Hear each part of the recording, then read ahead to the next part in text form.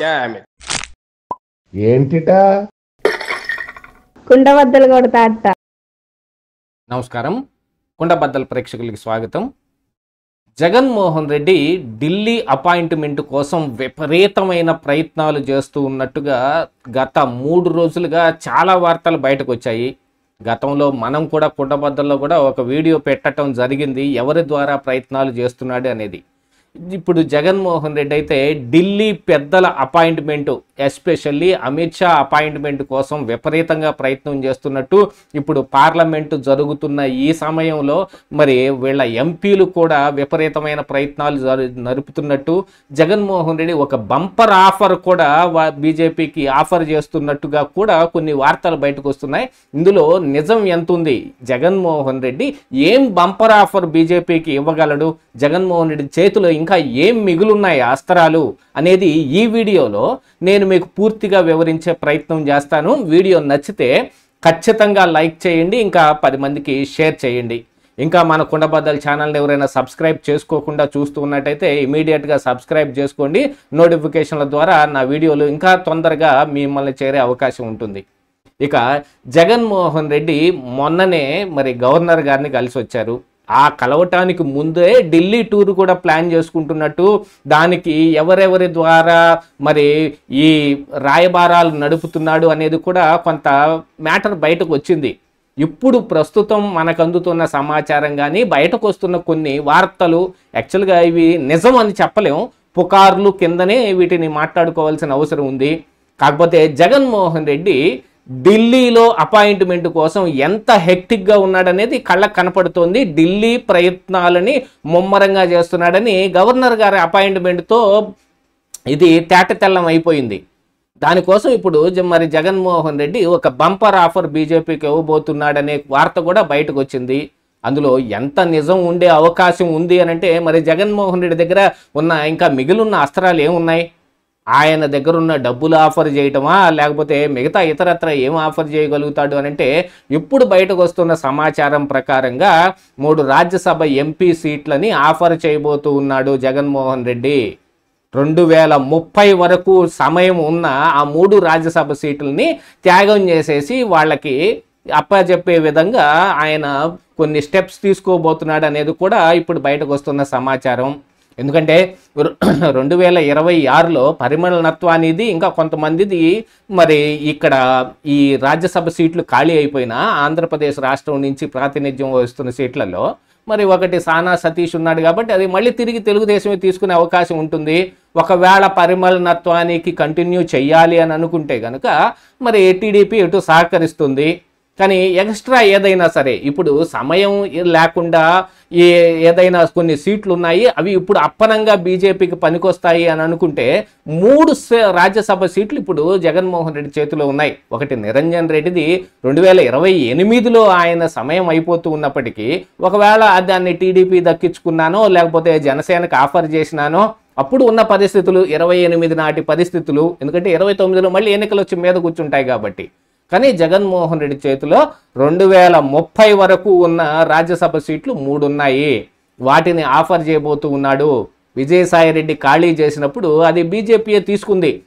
యాక్చువల్గా బీజేపీ తోటి మాటలు ఇవన్నీ జరిగిన తర్వాతనే విజయసాయి రెడ్డి ఆ రాజ్యసభ సీట్ని ఖాళీ చేశాడు. దాంతోపాటుగా లిక్కర్ స్కామ్లో ఉన్న వీటిని మొత్తాన్ని కొన్ని బయట పెట్టే రకంగా కూడా మాట్లాడాడు.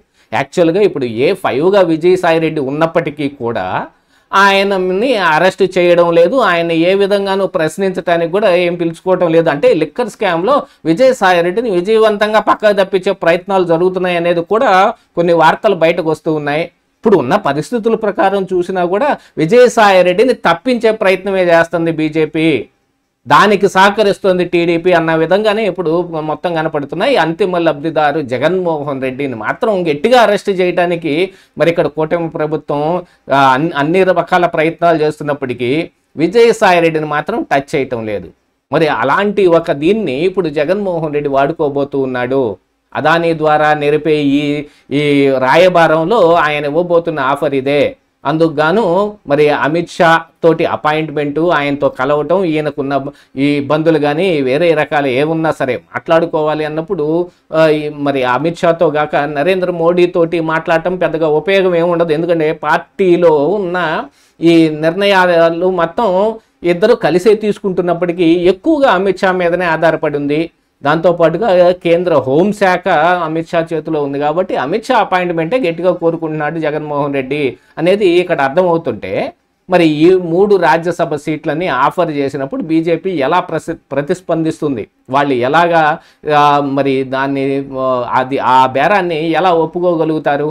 మరి నిన్ననే మరి బీజేపీ రాష్ట్ర అధ్యక్షుడు మాధవ్ కూడా జగన్మోహన్ రెడ్డి అరెస్టు ఎవరు ఆపలేరు అని మరి కేంద్రం ద్వారా వచ్చిన కొన్ని సంకేతాల ద్వారా ఆయన కూడా ఇక్కడ మాట్లాడటం జరిగింది. అంటే జగన్మోహన్ రెడ్డి అరెస్ట్ ఏదైతే ఉందో అది జరగకపోతే గనుక ఖచ్చితంగా కేంద్రంలో ఉన్న పెద్దలు ఆపారు. ఎందుకంటే చంద్రబాబు నాయుడు అరెస్టు జరిగినప్పుడు కూడా కేంద్రం అనుమతి లేకుండానో, ఆ పెద్దల అభయహస్తం లేకుండానో ఈ అరెస్టు జరగలేదనేది అందరూ మాట్లాడుకున్నదే. అప్పుడు అసలు విజయసాయిరెడ్డి కూడా డైరెక్ట్గా చెప్పాడు, మేము వాళ్ళకి చెప్పే అరెస్టు చేశామనే విషయాన్ని కూడా ఆయన ప్రస్ఫుటంగా ప్రెస్లోనే చెప్పాడు. ఇక ఇప్పుడు జగన్మోహన్ రెడ్డి అరెస్టు జరగకపోతే కేంద్రం ఆపిందని ప్రతి ఒక్కళ్ళు అనుకుంటారు. తెలుగు మాట్లాడే వాళ్ళు ఎక్కడెక్కడున్నా సరే జగన్ అరెస్టు ఆగిపోయింది అంటే అది బీజేపీ మీదే ఆ నెపం పడుతుంది. ఇప్పుడు ఆ పరిస్థితిని తప్పించుకోవడానికే మాధవ్ చేత ఇలాంటి ఒక స్టేట్మెంట్ ఇప్పించారనేది కూడా ఇప్పుడు తెలియవస్తుంటే, మరి జగన్ ఇచ్చే ఈ ఆఫర్ కొన్ని మరి టెంప్టింగ్గా ఏమన్నా ఉంటుందా? దానికి బీజేపీ ఒప్పుకుంటుందా? ఎందుకంటే ఉత్తి పుణ్యానికి 3 రాజ్యసభ సీట్లు ఊరకనే రావు. మరి ఇక ఇతరత్ర ప్రాంతాల్లో నుంచి వేరే రాష్ట్రాల నుంచి కూడా వచ్చినప్పటికీ ఇప్పుడు ఇటు ఇండి కూటమి కూడా సరిసమానం అయ్యే స్థాయిలో ఇప్పుడు సీట్లని పంచుకోవాల్సి వస్తుంది. మొన్న జరిగిన తమిళనాడు కావచ్చు, మిగతా దీంట్లో రాజ్యసభ సీట్లు మొన్న కమల్ హాసన్ కూడా తమిళనాడు నుంచి రాజ్యసభకు వెళ్ళిన దాంట్లో జరిగినప్పుడు బీజేపీ యాక్చువల్గా చెప్పాలని అంటే ఒకటి రాజ్యసభ సీట్ని కోల్పోయింది, తక్కువయింది.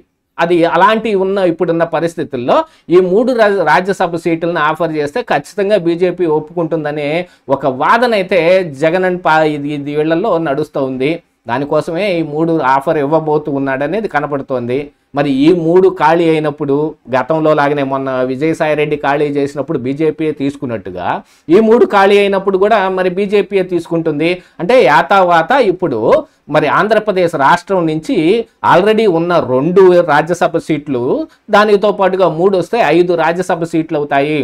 అది కూడా సమయం దాదాపుగా ఈ 3టికి 2030 దాకా ఉండటం అనే దాన్ని బాగా వాళ్ళు ఎక్కువగా స్ట్రెస్ చేస్తున్నట్టుగా కూడా కనపడుతూ ఉంది. అంత లాంగ్ రన్, ఎందుకంటే వచ్చే ఎన్నికల తర్వాత 29లో ఎన్నికలు జరిగినా కూడా ఆ తర్వాత కూడా మరి 1 సంవత్సరం పాటు ఇంకా రాజ్యసభలో ఈ 3 సీట్లు ఉంటాయి అని అనుకుంటే మరి ఆఫర్ అయితే టెంప్టింగ్గానే కనపడుతుంది. మరి దీనికోసం ఈ బీజేపీ ఇప్పుడు మరి జగన్మోహన్ రెడ్డి అరెస్టుని ఆపుతుందా, లేకపోతే దీన్ని కొంచెం దూరం ఏమన్నా వేస్తుందా? ఈ 1 సంవత్సరం పాటు ఆగేదానికి కానీ ఎన్నికలు ఎంత దగ్గర పడుతుంటే జగన్మోహన్ రెడ్డి అరెస్టు అంత ఎక్కువగా ఆయనకు ఉపయోగపడుతుంది అనేది కూడా ఇప్పుడు ఒక వాదన నడుస్తుంది. ఏం జరుగుతుంది అనేది ఇక కాలమే నిర్ణయించాలి. జగన్మోహన్ రెడ్డి ఢిల్లీ టూర్ ఉందంటే గనుక ఈ ఆఫర్ని వాళ్ళు ఒప్పుకున్నట్టే కదా. ఇదే ఈరోజు కుండబద్దలు.